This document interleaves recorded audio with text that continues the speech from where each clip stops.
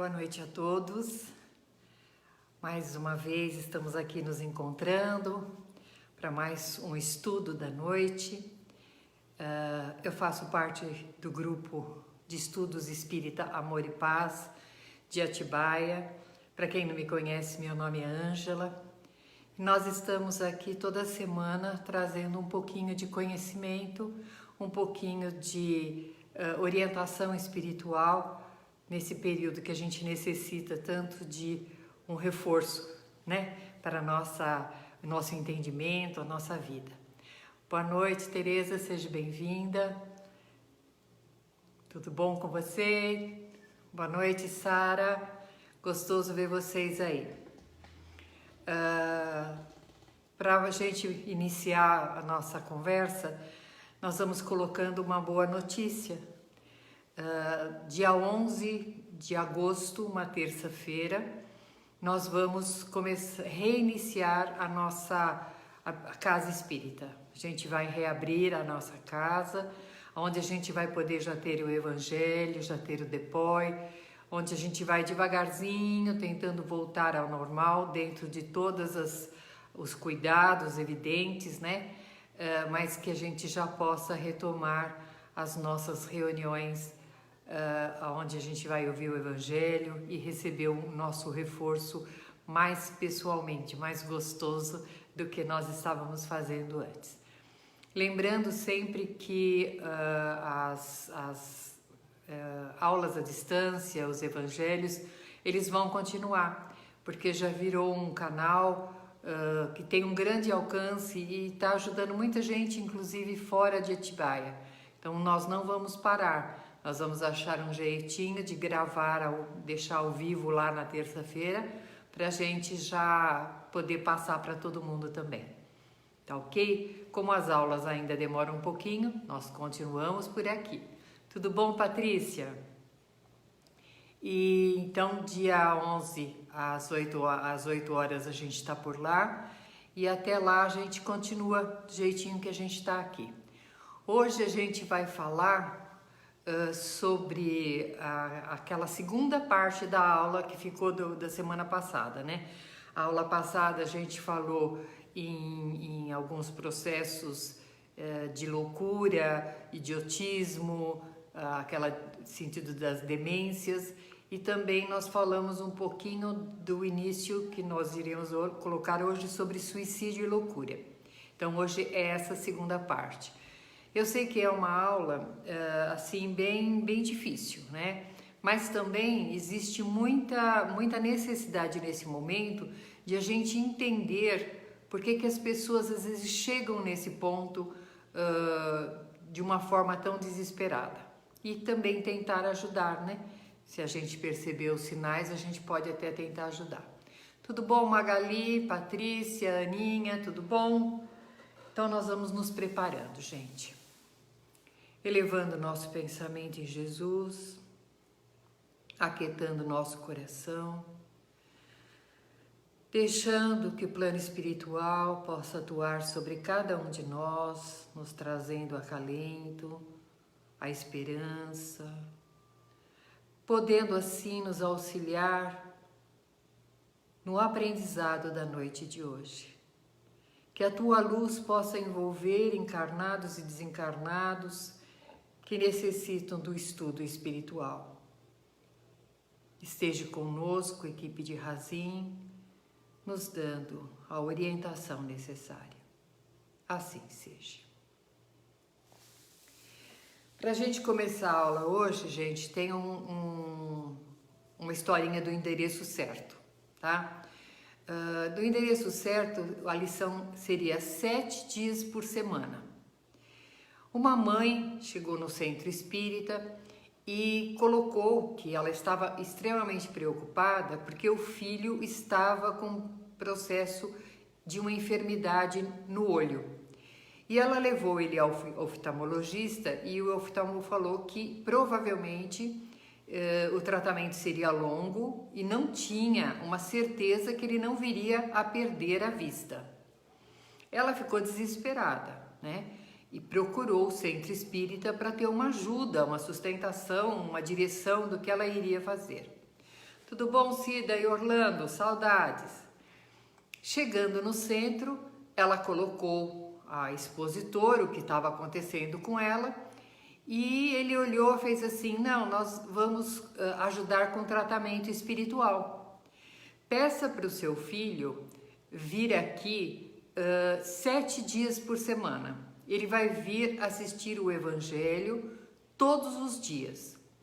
Ela olhou e falou assim: 7 dias por semana? Ele falou assim: eu não vou dar nenhum medicamento, no centro a gente não dá medicamento. Ele continua com o tratamento médico e o tratamento espiritual seria 7 dias por semana, pelo tempo que for necessário. Ela olhou, falou: tudo bem, né? O meu filho é tão jovem, ele não tinha nem 20 anos ainda. Imagina uma criança, um jovem perder a visão assim tão fácil, que o tratamento fosse feito. Ela achou: vou ter dificuldade de colocar para ele, mas se é necessário, vamos fazer. Tudo bom, Leda? Chegando em casa, ela fez assim: Nick, eu estive no centro e foi me dado uma recomendação para o seu caso. E ele: qual? O plano espiritual falou que eu vou curar? Falou que eu vou ficar cego? O que eles falaram? Aquela curiosidade de saber o que o plano espiritual fala, né? E ela disse assim: não, ele disse que você precisaria fazer um tratamento espiritual. Ah, tudo bem, mãe, tudo bem, eu gosto até do espiritismo. Mas você precisa frequentar o centro 7 dias por semana. O quê? 7 dias por semana? Até domingo, mãe? Ela fez: até domingo. Ah, não, isso aí é impossível. Entre eu gostar do espiritismo e ficar enfiado dentro de uma casa espírita, é uma outra situação. Ela olhou para ele e fez assim: filho, o olho é seu, a necessidade é sua. A orientação foi que você estivesse lá todas as noites para ouvir o Evangelho, 7 dias por semana. No começo, o Nick olhava com aquela cara brava para ela: vamos, né? Tem que ir, né?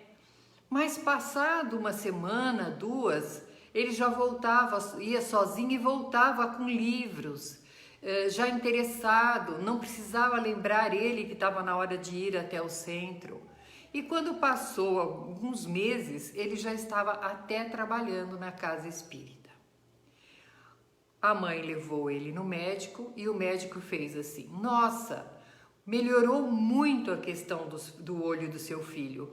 Eu acho que o tratamento está fazendo efeito, não vai haver nenhum perigo de ele perder a vista. Se continuar assim, está tudo ótimo. Mal ele sabia que também estava sendo feito um tratamento espiritual para ele.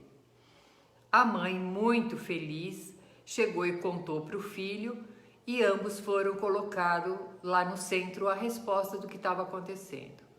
Chegando no centro, a mãe procurou o dirigente que tinha atendido ela e falou: o Nick está ótimo, a visão dele está praticamente perfeita. E o orientador fez assim: que ótimo, que bom que está dando resultado, eu sabia que isso ia funcionar. Aí ela disse assim: mas isso não é só o mais importante. O orientador fez: por quê? O que você está colocando? Ele está amando o espiritismo, ele se integrou tanto na casa que eu acredito que jamais ele vai sair. O médium, o dirigente que estava atendendo ela falou assim: eu sei, minha irmã, o Nick assumiu compromissos espirituais para com o próximo antes de reencarnar. E como ele estava na adolescência, quase 20 anos, nós poderíamos perdê-lo para o mundo. Essa enfermidade veio como um chamado para ele. E aquela posição de 7 noites por semana foi para que nós não o perdêssemos.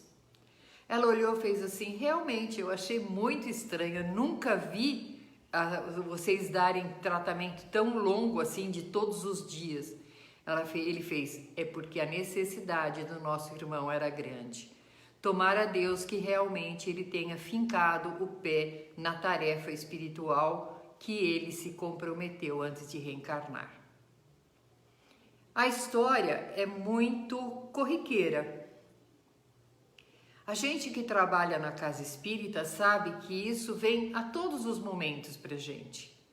Pedidos por causa de saúde, pedidos por causa de problemas familiares. E às vezes a gente não percebe que é um chamado para a gente olhar para o lado espiritual, que é a nossa verdadeira função, é o lado espiritual. Mas eu vejo que as pessoas, elas se dedicam extremamente para que não falte o pão de cada dia, para que eu possa continuar tendo o padrão de vida que eu tenho, para que eu possa me formar em tal situação. Eu vim com a missão de ser uma médica, eu vim com a missão de ser uma professora, eu vim a missão de ser uma mãe, e eu não lembro da missão espiritual, que eu também tenho compromissos espirituais. Eu fico, às vezes, indo e vindo em tratamentos, em casas e em lugares, e não me coloco à disposição do trabalho espiritual, no qual muitas vezes, tem um livro, se não me engano, são Os Mensageiros ou A Caminho da Luz, um desses aí,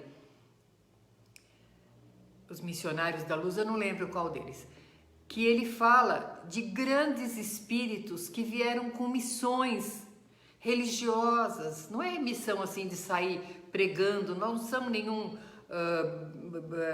assim, uma posição de doar toda a nossa vida para isso. Não, mas de doarmos um pouco da nossa energia, um pouco do nosso conhecimento, um pouco do nosso amor dentro de uma casa espírita, auxiliando, trabalhando, mas a gente vai saindo pela lateral, a gente deixa o compromisso espiritual o último da fila, quando a gente já chega numa necessidade dolorosa, mas para todas as outras coisas a gente arruma um tempinho.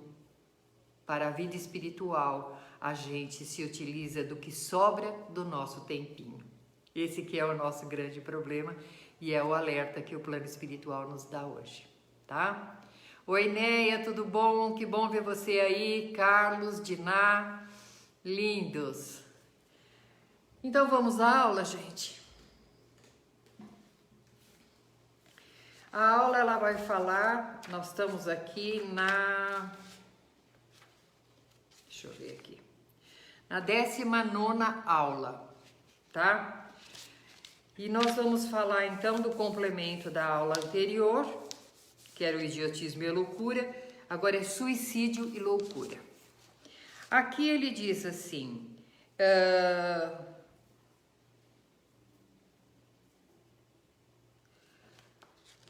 o suicídio e a loucura representam dois grandes problemas que assolam a humanidade. Por que aqui já no Livro dos Espíritos foi escrito sobre isso? Que o suicídio e a loucura assola a humanidade. Exatamente pelas coisas que a gente estava falando antes. Nós damos uma importância tão grande à vida material, à vida social, que a gente esquece do equilíbrio espiritual. Nós precisamos mergulhar dentro de nós e encontrarmos o nosso eixo, o nosso centro, para que mesmo na tempestade a gente consiga manter em pé. Me faz lembrar uma passagem de Jesus, né? Jesus estava num barco com várias pessoas e Jesus estava dormindo. De repente veio uma tempestade incrível, todo mundo ficou desesperado, todo mundo falou, vamos morrer, o barco vai virar, não sei o quê. Jesus, sereno, tranquilo, olhou o mar, admirou o mar e foi se aquietando, foi colocando para as pessoas também se aquietarem e de repente tudo sossegou. Às vezes as coisas do lado de fora não sossegam. Às vezes os ventos são muito intensos. As ondas são muito altas, mas se nós nos mantivermos o mais possível em equilíbrio, sem arrancar os cabelos, sem sair pela rua, ele passa mais suave. E a gente não abre portas para o desespero. Desespero. O que é desespero? Desesperança, perder a esperança, perder a solução. Então eu me desespero. E no que eu me desespero, eu me descontrolo. Eu me associo com espíritos que também estão na mesma condição que eu, desesperados. Eu impeço que o plano espiritual superior possa me ajudar, porque eu entro numa faixa tão perturbada que eles, nem gritando no meu ouvido, eu vou conseguir ouvir. Por isso ele diz que o desequilíbrio é uma das grandes portas para o suicídio e para a loucura. Tudo bom, Magali? Seja bem-vinda. Ele começa aqui dizendo sobre o suicídio. O suicídio ele pode vir de várias formas. Pode ser por uma perda, às vezes uma falência, eu não aguento, então a vaidade é maior, eu acabo provocando essa situação. Outras vezes porque eu não me sinto amado. Outras vezes porque eu estou numa infelicidade tão grande que eu acho que nada mais vale a pena. Eu não sei quem assiste novela, né? Eu aqui tenho meus noveleiros e também sou. Tudo bom, Valéria, Cris, que bom vocês. E tá passando uma novela onde tem aquele ator que se suicidou, que fez o seu Xalita em alguns seriados, eu não me lembro o nome dele agora. E ele deixa uma carta no suicídio dele, onde ele lamenta a humanidade, que ele diz que a humanidade virou tão dura, tão insensível, que não valia mais a pena viver. E a gente vê que era um ator de sucesso, que era uma pessoa querida. Agora, o que levou essa pessoa a estar nesse estado de desilusão da vida? Será que ela começou assim? Ele acordou um dia, falou, tô desiludido e vou acabar com a minha vida? Será que foi assim? Com certeza não. Nós vamos nos desiludindo, nós vamos nos entristecendo, nós vamos nos isolando, nós vamos perdendo a vontade de discutir, nós vamos perdendo a vontade de opinar, nós vamos perder a vontade de nos olhar. E isso acontece de uma forma gradual, porém, não leva anos para isso acontecer. Às vezes, alguns meses, a gente vem, pum! A percepção de quando eu falo, hoje eu não estou bem, eu tenho que olhar que hoje eu não estou bem. Hoje. Se eu não estiver bem amanhã, eu já preciso começar a ficar alerta. Ontem eu não estava bem, tá, aconteceu tal coisa, me deixou chateada, ou eu acordei com um mal-estar físico, não estou bem. Agora, eu não estou bem hoje, eu não estou bem amanhã, eu não estou bem daqui uma semana. Dá uma olhada. Eu não posso simplesmente falar eu não estou bem sem procurar saber por que não estou bem. Procurar a causa desse eu não estou bem, para que eu possa resolvê-la antes de ela tomar conta de mim. Nós não podemos esquecer que como espírito somos ímãs. Nós estamos lançando em nossa volta eu não estou bem. E tem uma gama de espíritos que nem são adversários nossos, mas que também se encontram tristes no plano espiritual e também não estão bem. E eles vão se associando à nossa tristeza, eles vão alimentando a nossa tristeza, a ponto como esse ator que chegou a tirar a vida. É muito triste quando a gente olha e não vê beleza em nada. Não é normal isso. Eu ter um problema é uma coisa, e eu deixar que tudo fique nublado, tudo fique sem sentido por causa daquela coisa, eu não posso. Não seria justo com o Pai Criador, que me dá a oportunidade de aqui estar reencarnado. Vamos prestar muita atenção nesses pontos da tristeza, da depressão, da angústia, porque se eu planejei, porque no primeiro caso que eu falei para vocês, eu perdi tudo, eu não aceito perder tudo e eu me mato, tem um peso.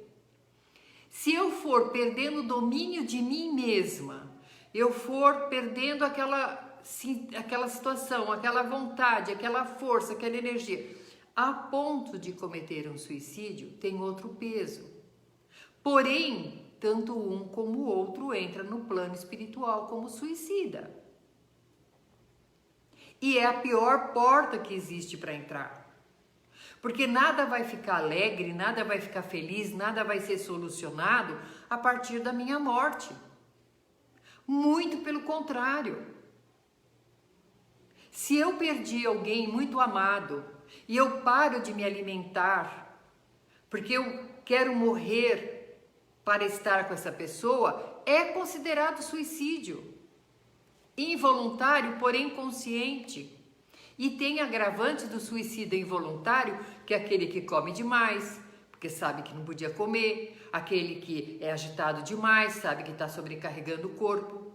Esse não, ele está se entristecendo, ele não está se alimentando porque ele quer morrer para encontrar aquela pessoa. Só que aquela pessoa, gente, ela desencarnou. Ela simplesmente chegou a hora dela e o Pai Criador levou. Tá na hora de voltar para casa, voltou. Ela tá numa condição totalmente diferente da minha que entrar como suicida. Eu não vou me encontrar com ela. Então, se é essa a vontade, eu não vou encontrar com ela. Se dependendo de como isso tudo aconteceu, eu posso levar várias encarnações para depois poder encontrar com aquela pessoa. Por isso a gente precisa pensar muito bem. É a pior porta para se entrar no mundo espiritual. Para o materialista que acha que tudo acaba, a maior decepção do suicida é ver que não morreu. Ele vai se olhar, não morri, não morri. Aí ele vai e tenta de novo, ele tenta de novo, ele tenta de novo, ele prepara o remédio de novo, ele toma o remédio, não morre, ele prepara de novo. Isso pode ficar num ciclo, como eu falo para vocês, de cristalização por muito tempo, por muitos anos. Isso é sofrer menos ou sofrer mais do que ele estava sofrendo quando encarnado? Com certeza é sofrer bem mais. Pelo menos aqui a gente tem pessoas que estão tentando levantar a gente levanta, tropeça, vai e volta, passa uma vergonha ali, mas levanta aqui. Mas lá não. O plano espiritual até tenta nos ajudar, mas nós nos fechamos, nos cristalizamos e não conseguimos nem ser ajudados. Olha que situação triste chegar no plano espiritual nessas condições. Outra situação, gente, são os casos já, que nem disse Bezerra de Menezes, os processos obsessivos mesmo.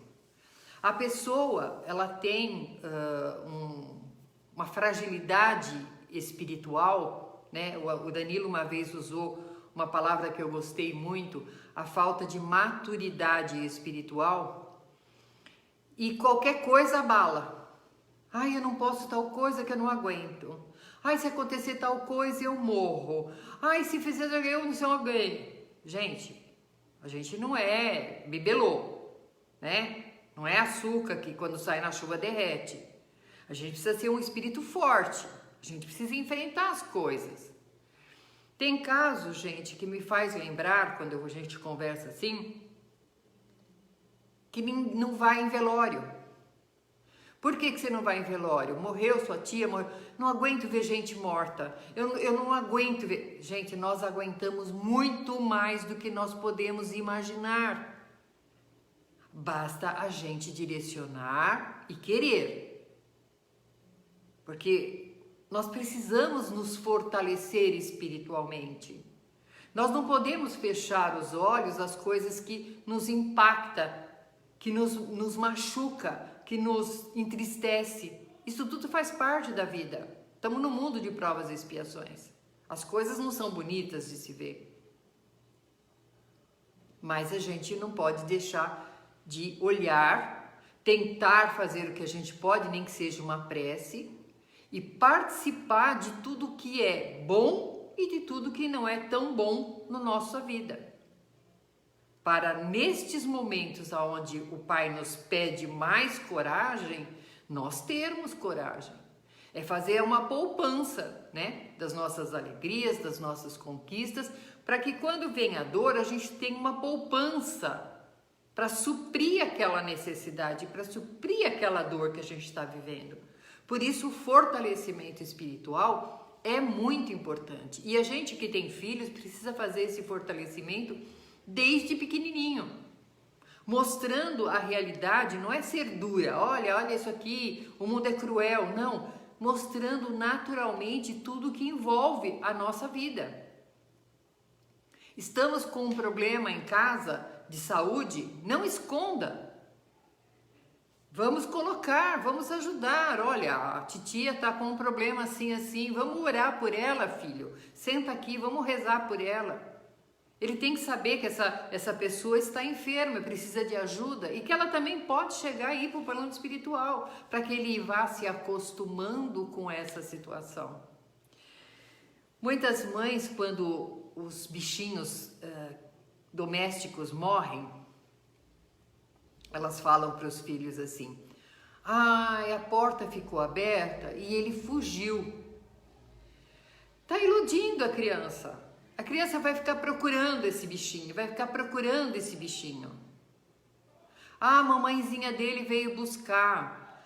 Ache um jeito de colocar para o seu filho que esse bichinho voltou para o pai. Olha, ele veio aqui, fez parte da nossa vida, mas agora Deus quer que ele ajude ele lá no céu, para ele entender essa partida, essa separação. E aí ele vai ser um espírito mais fortalecido para as horas difíceis da nossa vida.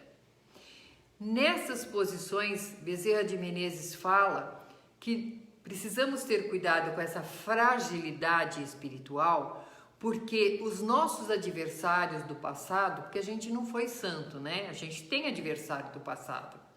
Eu falo que Deus é tão maravilhoso que ele é que nem Casa Bahia. Ele manda a reencarnação com uma parcela muito grande dos nossos débitos passados, por ignorância total do certo e errado, e também os nossos reajustes são divididos. Se vier tudo de uma vez, a gente não aguenta. Então tem gente esperando ali a gente. E nessa fragilidade nossa reencarnatória, nesses bibelozinhos que a gente vive, eles atuam nas ideias, eles atuam nas conversas, eles atuam nos atos, influenciando aquele espírito. Percebe assim, uma pessoa que desde pequenininha a gente falava assim: vamos sair? Aí ela fazia assim: vamos! Vai se arrumar então. Que roupa eu ponho? Põe uma roupinha assim, a gente vai só até o parque tomar um sorvete. Ela vai e se veste e volta. Você faz assim: tá pronta?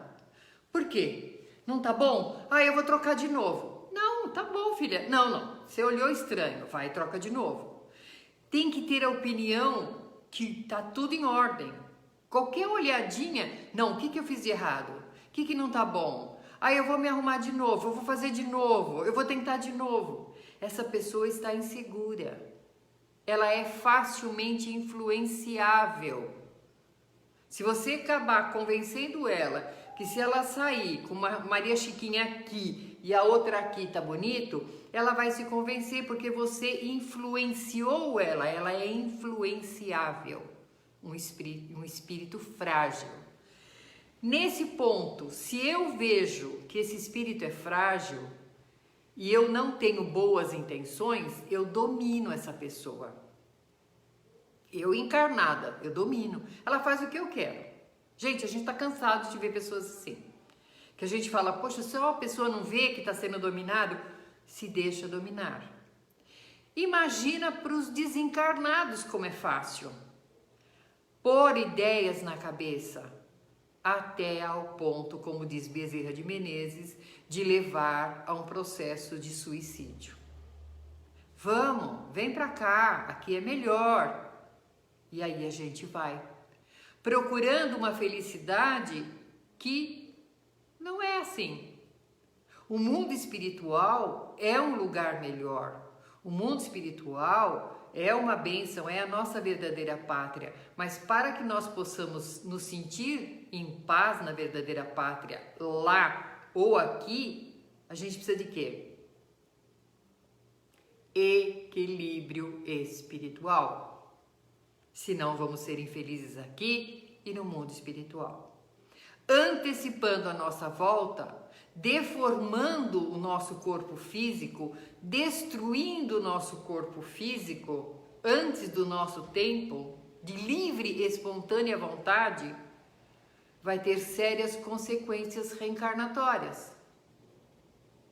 Eu já falei várias vezes para vocês. O que eu danificar o meu corpo físico, eu marco meu perispírito e eu levo para o plano espiritual trabalhar a reencarnação. O meu código de barra, como diz a Cida, vai acusar o que eu destruí de livre e espontânea vontade, porque eu fui contra a maior lei, é a lei de Deus. Só Ele põe a reencarnação, Ele autoriza a reencarnação e só Ele autoriza a nossa volta ao plano espiritual. Quando nós transgredimos essa porta, nós estamos indo contra a maior lei de Deus. Então, o suicídio é a pior situação. Agora, nós que estamos em volta das pessoas, precisamos ficar atentos. Não para ficar carregando essa pessoa, mas para ajudá-la realmente, com um tratamento médico, com um tratamento espiritual, para que ela se afirme e continue na caminhada. Todas as vezes, gente, que chega no meu conhecimento, através de um DPOI, uma pessoa que fale, eu vou me suicidar, ou eu estou com ideia suicida. Oi, Tuca, tudo bem? Eu paro tudo e converso. Eu coloco tudo isso que nós estamos colocando agora. Você vai comprometer, não vai resolver, você vai comprometer essa sua existência, vai deixar uma marca extremamente dolorosa na sua família, vai chegar no mundo espiritual com as marcas do que você provocou, o sofrimento vai ser longo, a dor vai ser longa, vai reencarnar com a marca do que você destruiu. Você pode vir com problemas de estômago, você pode vir com problema cerebral, se você destruiu a sua caixa cerebral, se você destruiu a sua garganta, o que você fez para estar nessa situação. Você tem cacife para pagar isso? E eu estou te falando isso claramente, porque se você sair da minha mesa e fizer isso, você não pode dizer que você não sabia as consequências que ia ter. Agora, se você quiser realmente ajuda, vamos pegar o Evangelho, vamos reforçar a sua fé. Deus não quer isso para você e a gente pode começar um tratamento. Nós não podemos simplesmente achar que é chilique, não tá... vamos parar, vamos escutar para saber como a gente pode ajudar nessa situação. porque é lamentável a condição de um suicida. E são os espíritos que mais precisam de prece para que eles possam se perdoar, para que o plano espiritual possa atingi-los. Se eles continuarem com a culpa, com o medo, paralisados no que fizeram, o plano espiritual não consegue intervir junto a eles. Então a prece para eles, fundamental, é que eles se perdoem, que eles aceitem o Pai poder ajudá-los. Tá bom? Alguma pergunta sobre essa parte do suicídio, gente? Para mim entrar na segunda parte, que é a loucura? Não? Aqui ele fala, gente, que a loucura é um antecessor a tudo isso, né? A loucura é um desregramento, é uma atuação desesperadora, desregrada, sem limite. Aquela pessoa assim que não tem filtro, ela não tem uma vida social equilibrada, ela fala o que ela quer, ela passa por cima do que ela quer, ela é naturalmente descompensada. Ela pode ter reencarnado nessa descompensação, ela pode ter sido levada por uma situação de não aceitação do seu reencarne. Um exemplo, a pessoa foi abandonada pelo pai quando nasceu. E ela vem, a mãe cuidou, assumiu, tá com ela para tudo, faz de tudo para ela, é amada extremamente, mas ela tem aquela ideia fixa que ela foi abandonada. E ela começa a trabalhar em tudo na volta dela para combater quem faz isso. Ela se forma advogada, ela vai trabalhar onde ela possa trabalhar na vara de família, por onde ela vai punir todos os pais que fizeram isso. Isso é um desequilíbrio, Outra posição, a pessoa nasceu em uma posição extremamente pobre de marré.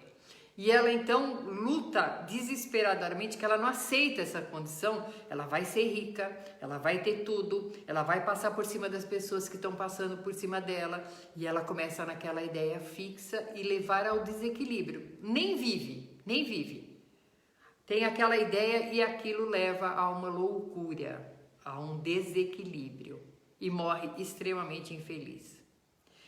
Outras posições são culpas, remorsos. Eu já falei várias vezes para vocês que a culpa, a aceitação do que eu fiz, né? Eu fiz tal coisa, eu me sinto culpada porque eu fiz tal coisa. Só vai adiantar para me lembrar que eu preciso retomar o que eu fiz. Ah, mas o tempo passou nessa existência, na outra não. Ah, eu não fui uma boa mãe, seja uma boa avó. Ah, eu não fui uma boa mãe, nem quis ter filho, ou eu fui uma péssima pessoa. Vai cuidar de criança. Ah, eu fui uma pessoa que judiei dos meus pais. Vai cuidar de pessoas. Vai ouvir pessoas. Tem eu não lembro o nome agora, gente, das pessoas que atendem telefone para pessoas que estão com problemas emocionais. Eles ficam lá no telefone, escutando a pessoa, ouvindo. Às vezes é isso, vai fazer alguma coisa útil. Porque você simplesmente pegar o seu erro e ficar aquele chiclete infinito, aquela borracha dura que não desce, não engole, não dá para engolir. A gente vai só pegando o caldo dela, mas aquela borracha fica. E se engolir, ela dói na garganta, ela para no estômago e às vezes até dá dor. Nós fazemos isso com a nossa culpa, com o nosso remorso. O que está feito, está feito. Se eu agora sei que não era para ser feito, é um grande passo. Porque eu podia ter feito o errado e falar assim, fiz, e daí? E se precisar, faço de novo. Aí eu não aprendi nada. Se eu tenho remorso, é porque eu vi que não foi bom o que eu fiz. Agora, esse remorso não pode me matar, não pode me enlouquecer. aquele segredo absoluto que eu engasgo, que eu desenvolvo doenças por causa disso. Tudo isso nos leva a uma grande descompensação. E aqui no livro ele alerta que muitas vezes, por não aceitarmos como somos, a nossa pequenez, a nossa inferioridade, às vezes moral, nós somos assim, somos espíritos em evolução, nós somos extremamente imperfeitos. É difícil a gente olhar para a gente mesmo e falar assim, nossa, você não tem defeito, você é maravilhosa, você não tem inimigos, você não tem adversário, você não pensa mal de ninguém. Ó, que beleza, né? Seria se a gente pudesse falar isso. Mas a gente tem uma série de defeitos. Agora, se nós ainda temos culpa de coisas mais graves que fizemos e nós não assumirmos e querermos esquecer, ele diz aqui, podemos partir para a bebida. Eu bebo, me entorpeço e esqueço. Amanhã eu acordo, é outro dia. Tá resolvido? Não. Então eu bebo hoje, eu bebo amanhã, Muitos alcoólatras, quando a gente vai ver, por que você bebe? Ah, porque na minha infância aconteceu assim, eu fui assado, eu passei às vezes por essa situação, às vezes um estupro, às vezes... Vamos tentar resolver, gente, procurar ajuda, não suicídio, porque isso é uma forma de suicídio. Aqui ele diz, o álcool, a droga, esse sentido do álcool e da droga, ele está dizendo aqui que ele destrói o nosso cérebro e destrói o sistema nervoso central. Ele altera o sistema nervoso central. Ele vem a desenvolver doenças psíquicas, porque são coisas que alteram. O medicamento, aí eu não durmo sem remédio. Vamos procurar outra alternativa, porque eu não uso droga, eu uso medicamento para dormir. Qual é a diferença? A diferença é que a droga ela tem um grau diferente, mas eu estou contaminando meu corpo físico, criando uma dependência dela. É o que eu já falei várias vezes para vocês, gente. Eu estar num processo depressivo, onde eu precise tomar um medicamento por um tempo, tudo bem. Vai precisar prolongar? Tudo bem. Mas não esqueça de recorrer ao Evangelho. Não esqueça de recorrer a um médico que possa tratar para que você seja feliz, para que você possa estar liberto. Agora, qualquer dor, eu tomo medicamento. Se falar que arsênico melhora, eu tomo 2 doses. Aí eu chego numa condição de um suicídio involuntário. Chego à condição de perder todo o meu raciocínio, perder o meu equilíbrio e chegar realmente a atrofiar o meu cérebro. E aí eu enlouqueci. Eu realmente perdi o controle. Só que o espírito é perfeito. Eu atrofiei o meu cérebro. E eu atrofiando o meu cérebro, o espírito não passa mais, não filtra mais, não conecta mais. Ele não tem como conectar ao meu cérebro distorcido. Aí eu venho a esquizofrenia, eu venho a loucura, eu venho essas situações da pessoa ser agressiva demais, se fugir de tudo, se isolar de tudo. E isso não é a solução. Muitas vezes por coisas que eu não consegui lidar com a minha própria existência. Eu reencarno com essa missão de lidar com aquela situação, de passar por aquela prova. E eu não aceito. Não aceitando, eu acabo enlouquecendo por causa dessa negação, essa dificuldade que eu tenho de lidar com a minha própria vida. Todas essas questões, gente, elas são extremamente delicadas. e de um grande comprometimento para várias encarnações.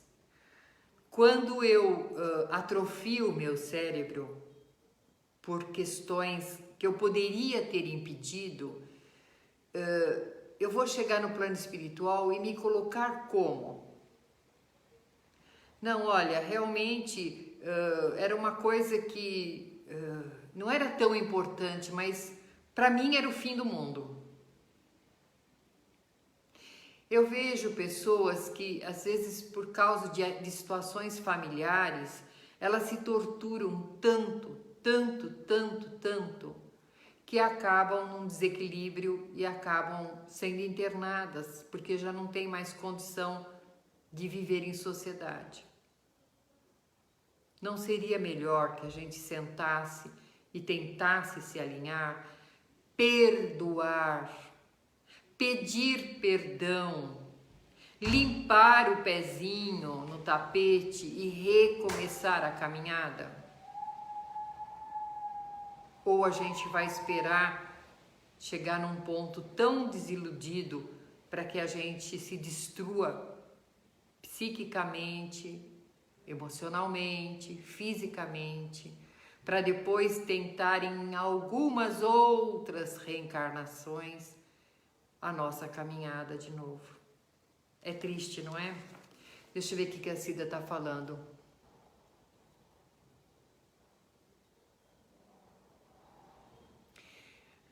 Como fica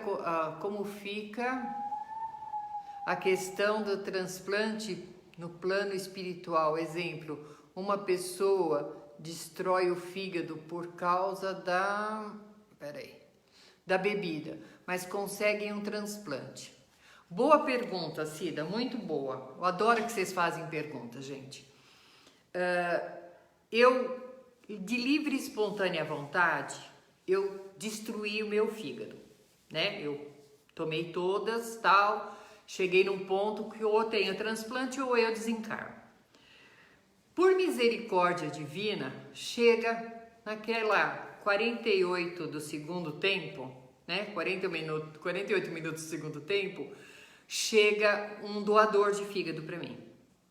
E é compatível e eu recebo aquele fígado. É como se eu estivesse ganhando uma segunda chance. Eu estou ganhando uma segunda chance.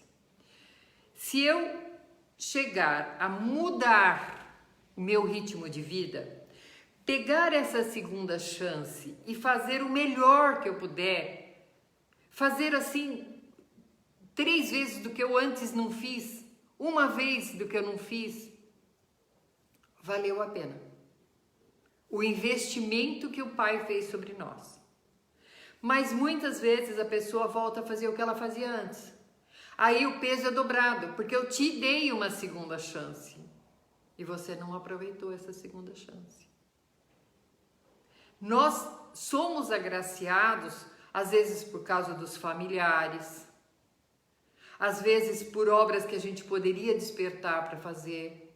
Uma pessoa que entra em coma, gente, ela não volta igual. Ela tem que ser diferente, ela tem que ser melhor, ela ganhou a oportunidade de continuar aqui evoluindo. Essa é a questão.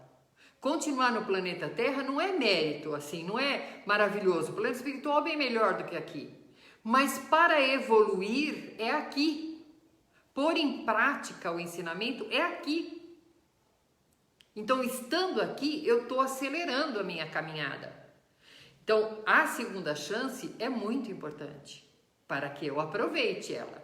É a mesma coisa, gente, quando a gente tem uma divergência com uma pessoa e essa pessoa nos perdoa, se nós aprontarmos com ela de novo, nós estamos perdendo a segunda chance. Que aquela pessoa abriu o coração dela para que a gente estivesse dentro dele de novo. Percebe? Nós temos chance, nós temos várias oportunidades. Tanto essa como a Cida colocou, né? Que Deus permitiu que a ciência chegasse nesse ponto. Agora nós não podemos continuar como éramos. Porque senão é aquela coisa, eu quero comprar um terreno no céu, Senhor. Ah, você quer comprar um terreno no céu? Quero. Qual terreno que você quer? Eu quero de esquina. Aí ele fala assim, você sabe que o de esquina é o melhor, né? Ele fala, mas é por isso que eu quero de esquina. Mas o melhor paga 2 impostos, desta rua e dessa. Pode pagar? Nesse caso, eu estou com 2 impostos, né? Eu tive 2 chances. Dá para pagar? Deixa eu ver o que a Patrícia está falando. Ângela, e a pessoa que desencarnou e os órgãos foram doados, como fica na reencarnação? Antes de acabar, vocês me lembram só que eu queria encerrar, baseado na pergunta que a Cida me falou, uma historinha bem pequenininha. Mas a resposta da Patrícia. Num ato, nós deveríamos ser assim, deixar bem claro, eu quero ser doador. Isso é muito importante, gente. Ou eu não quero ser doador. Não me tire nada que eu não quero ser doador. Isso é muito importante. Por quê? Quando nós doamos, né, o plano espiritual deixou essa oportunidade, nós doamos, na hora do nosso desencarne, morte cerebral, deu morte cerebral para tirar os órgãos, tal. A equipe espiritual que nos assiste no nosso desencarne, ela está ali do nosso lado. A equipe espiritual que vai assistir a cirurgia da pessoa que vai receber o órgão, está com ela ali. Quando o médico material retira o órgão, vamos lá, retirou o meu coração para doar para o outro, eu estou fazendo um ato de amor. Eu queria muito que usassem tudo que eu tinha para poder utilizar para o outro. O plano espiritual que está ali assistindo aquele médico, ele vai retirando toda a ligação energética do ato do meu desencarne, porque nós vamos ter aquele impacto do desencarne, né? O apego da vida, ele vai retirando toda aquela energia que estava ligada, limpando aquele órgão energeticamente, para que ele vá livre para outra pessoa, para não dar rejeição, tá? Essa equipe espiritual que está trabalhando com essa pessoa também auxilia para que ela possa receber esse órgão sem a questão de querer quem é, o que aconteceu com essa pessoa, para trabalhar o máximo de aceitação fluídica. E a equipe que tirou o coração de quem doou, refaz fluidicamente o centro de força cardíaco. Ele não vai ficar o centro de força cardíaco um buraco. Ele refaz e ele alinha todo o sistema daquele centro de força cardíaco. Nós saímos com ele inteiro, porque foi um ato de amor. Deu para entender, gente? Agora, se a pessoa não queria, eu não quero que tire nada de mim, respeite. Respeite, porque ela pode depois influenciar em uma situação dolorosa e não permitir que seja recomposto o seu próprio corpo físico, perispiritual. Tá bom? Deu para entender, gente? Se não deu, pergunta de novo, tá bom, Cida? Patrícia que perguntou. Agora aqui, tem um amigo meu, do meu marido, que teve uma segunda chance de transplante de coração. Não modificou a maneira de viver, deixa eu ver aqui, e desencarnou. É o que eu falei, gente, a pessoa tem a segunda chance, ele não se cuida, então para que manter essa pessoa se ela não vai ter essa oportunidade? Foi um prolongar, foi um extra. Para quê? Para ser útil, não é? Como diz no Evangelho, então o Pai retira antes que ele faça mais bobagem do que ele já fez. Triste, né? Como fica um espírito nessas condições? É aquela resposta, né? A posição da ingratidão. Olha, você não pode nem reclamar de nada. Você apenas vai ter que trabalhar a sua volta. Vai reencarnar provavelmente com um problema no órgão que ele já foi transplantado, para que ele lembre a encarnação inteira que ele precisa, o que ele não fez com a segunda chance, ele vai ter que fazer se ele quiser sobreviver depois. Ele vem com aquele probleminha desde berço e vai ter que conter a vida dele desde pequenininho, coisas, tá? Deixa eu ver que pergunta tem mais. Você falou em rejeição. Por que existe a rejeição, então? Nós tínhamos uma amiga que ela recebeu um transplante de córnea. Foi fantástico, foi fantástico.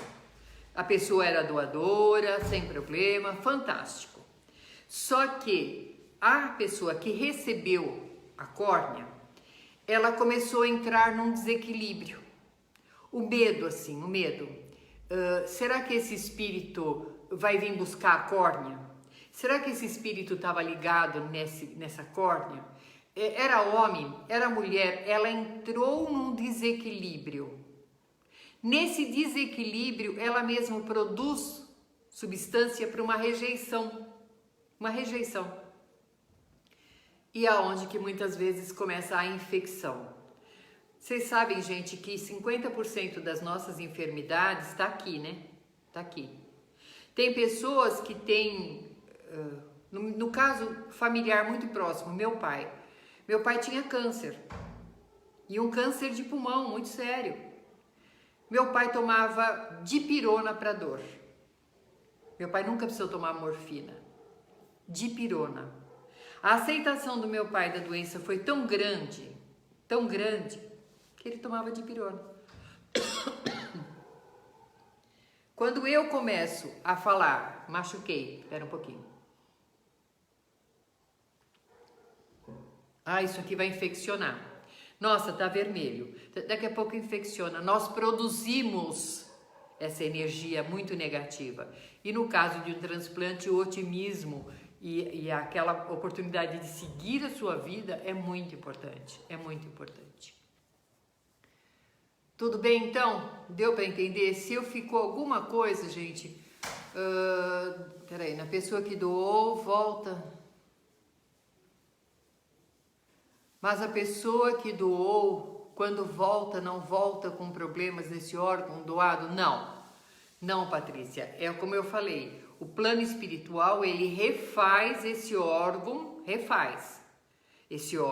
esse centro de força, e a pessoa é um ato de amor, ela não volta com nenhum problema. Às vezes até já foi relato sobre isso, da pessoa nem ser doadora.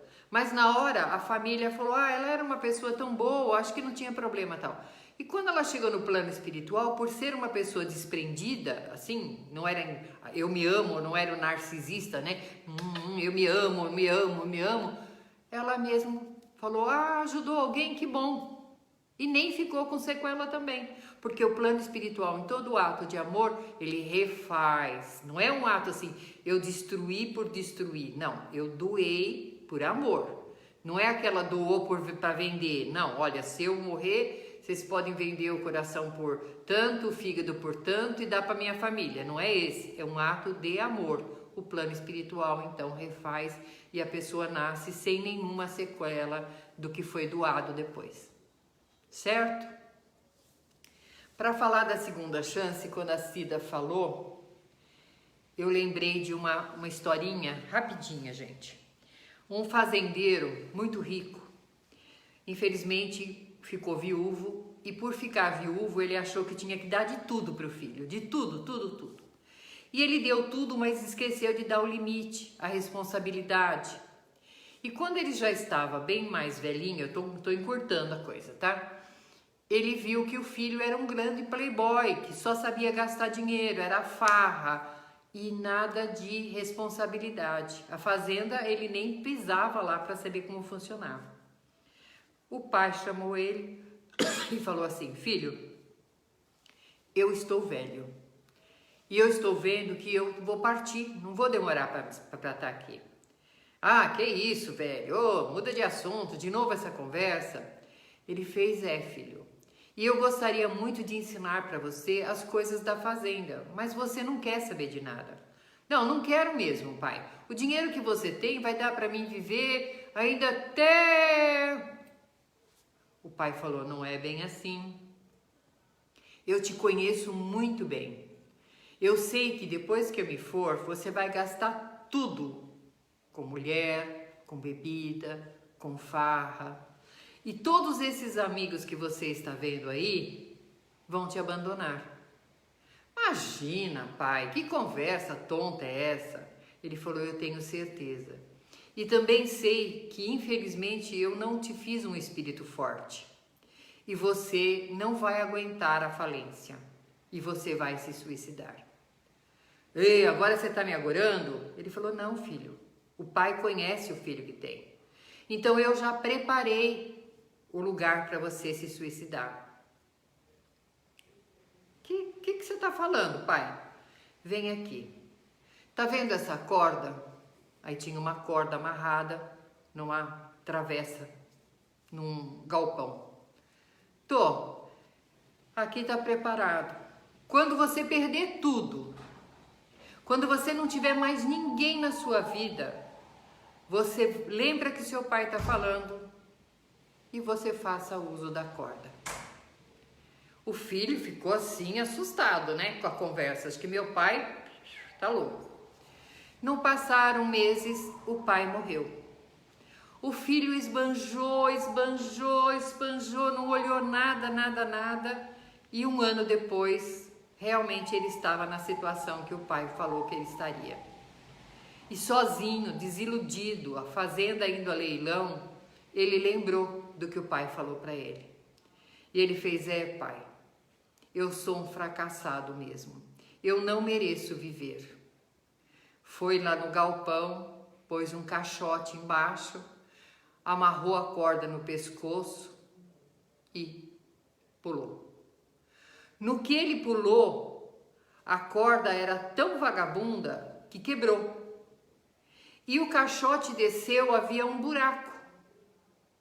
E ele, quando caiu no buraco, meio tonto assim, acordou, tinha muito dinheiro, muitas ações e um bilhete muito grande. Filho amado, eu sei que não fiz o certo com você. Não te criei para ser um homem. Porém, conhecendo as suas fragilidades, eu te preparei essa armadilha e te deixei uma quantia para você recomeçar a sua vida. Aproveite, filho, eu estou te dando uma segunda chance. Essa história é muito importante para que a gente perceba quantas segundas chances Deus dá para a gente. Às vezes a gente fica pensando em uma grande, mas tem várias pequenas chances que nós podemos recomeçar. Desde aquela comida que não saiu tão boa, a gente pode fazer outra melhor. O nosso dia hoje que não foi bom, Deus dá um outro amanhã para ser melhor. E eu posso fazer melhor, se eu quiser fazer melhor. Vamos aproveitar a segunda chance para nos mantermos fortes como espíritos e gratos pelo que o Pai nos dá. Tudo bem, meninos? Tudo tranquilo? Qualquer coisa é só dar um alô pra gente. Para quem chegou mais tarde, nós temos a felicidade de dizer que dia 11, às 20 horas, é uma terça-feira, nós vamos recomeçar as nossas atividades na Casa Espírita e continuamos com os nossos evangelhos e as nossas aulas ao vivo. Hoje teve um evangelho da Vera, quem puder assistir daqui a pouco, aí põe aí na horinha que vocês estão paradinhos, fantástico também, que nos ajuda bastante, certo? Então vamos serenar o coração, agradecer a Deus a oportunidade de aqui estarmos, de poder trocar essas energias gostosas, amorosas, sentir o abraço da equipe de Razim, que olha por nós, e nos colocarmos, Senhor, que a Tua luz possa estar ao nosso alcance todos os dias. Obrigado, Senhor. Assim seja. Boa noite, turminha. Fiquem com Deus, um excelente fim de semana e até a semana que vem. Beijo para todos.